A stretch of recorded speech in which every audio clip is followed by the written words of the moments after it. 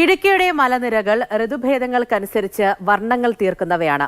Jacaranda പൂക്കുമ്പോൾ violet നിറമുള്ള മലനിരകൾ വിഷുക്കാലത്ത് മഞ്ഞ നിറത്തിലേക്ക് മാറും.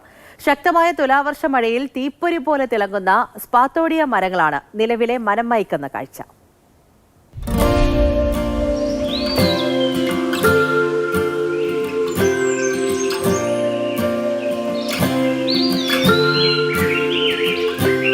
പച്ച പുതച്ചു കിടക്കുന്ന മലനിരകൾക്ക് നടുവിൽ തീമഞ്ഞ നിറത്തിൽ പൂത്തു നിൽക്കുന്ന സ്പാത്തോഡിയ മരങ്ങൾ ആരെയും ആകർഷിക്കുന്ന കാഴ്ചയാണ്.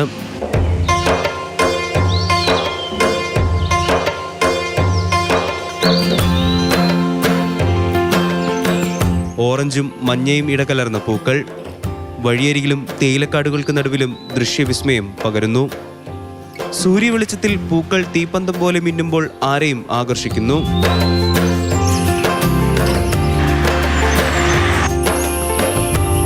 ഇതിൻ്റെ ഇതളുകൾക്ക് ഒരു കൊതുമ്പിൻ്റെ ആകൃതിയിലായതുകൊണ്ടാണ് സ്പത്തോഡിയ എന്ന പേര് ഇതിന് വരാൻ കാരണം.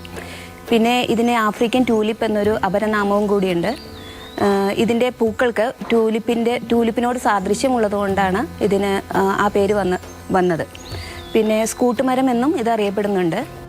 മലയോര മേഖലയിൽ മലേറിയ പടർന്നു പിടിച്ചപ്പോൾ കൊതുക് നശീകരണത്തിനായി ബ്രിട്ടീഷുകാർ ആഫ്രിക്കൻ ഉഷ്ണമേഖലയിൽ നിന്നും 19-ാം നൂറ്റാണ്ടിലാണ് സ്പാത്തോഡിയ മരങ്ങൾ ഇവിടെ വെച്ചുപിടിപ്പിച്ചത്.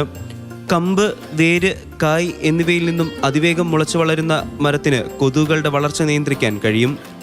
വാദ്യോപകരണമായ ഡ്രംസ് നിർമ്മിക്കാനും സ്പാത്തോഡിയ മരത്തിന്റെ തടിയാണ് ഉപയോഗിക്കുന്നത്.